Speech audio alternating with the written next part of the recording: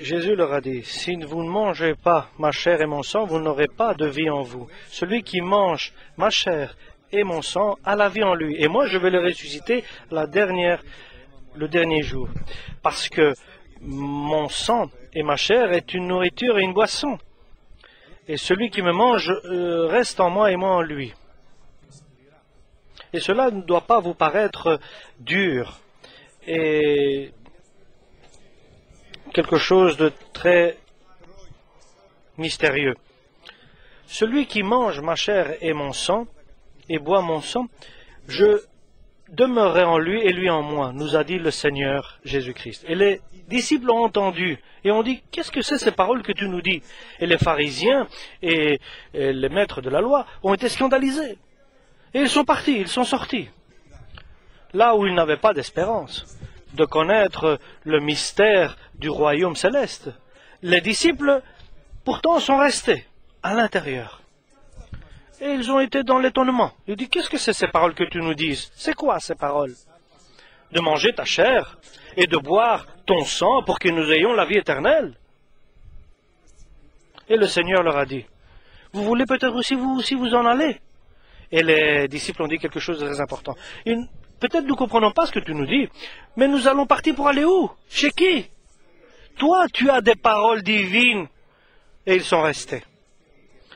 Et le temps est venu, et il leur a dit, ceci est le pain et mon corps. Et ceci est le vin et mon sang. C'est pas symboliquement, mais c'est par la foi. Et il le dit aussi aujourd'hui à nous. Des personnes qui ne peuvent pas comprendre les paroles de Jésus disent, mais ça, c'est pas un symbole, c'est un pain, mais il symbolise le corps du Christ. Mais c'est une erreur.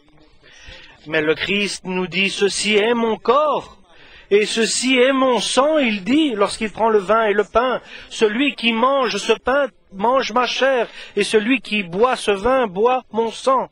Alors moi, je demeure en lui, et lui en moi.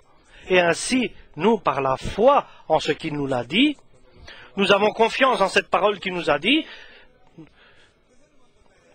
Nous ne voulons pas changer cette parole ou bien l'expliquer ou nous voulons simplement obéir à cette parole. Nous ne sommes pas des maîtres ni des professeurs. Nous voulons rester des disciples.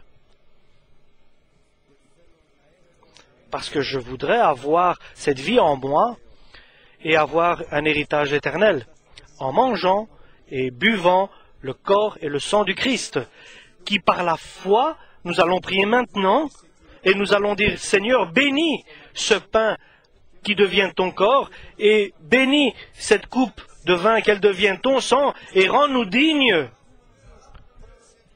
que nous prenions part à cette communion du corps et du sang du Christ. Et comme nous disons Amen, oui, Amen. Et le Père dit oui, Amen. Et maintenant, chers frères et sœurs, avec une totale connaissance et compréhension, nous allons manger le corps du Christ et boire le sang du Christ.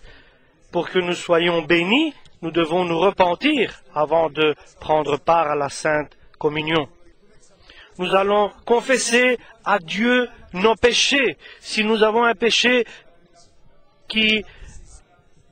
par exemple, quelqu'un qui fume, quelqu'un qui vit avec une femme dont il n'est pas marié, quelqu'un qui a de l'amertume ou de la jalousie contre quelqu'un, qu'il se repente, qu'il demande maintenant que le Seigneur le libère de tout cela et qu'il ne fasse plus, ou bien qu'il patiente jusque lorsque le Seigneur va le libérer et qu'alors il prendra part à la Sainte Communion.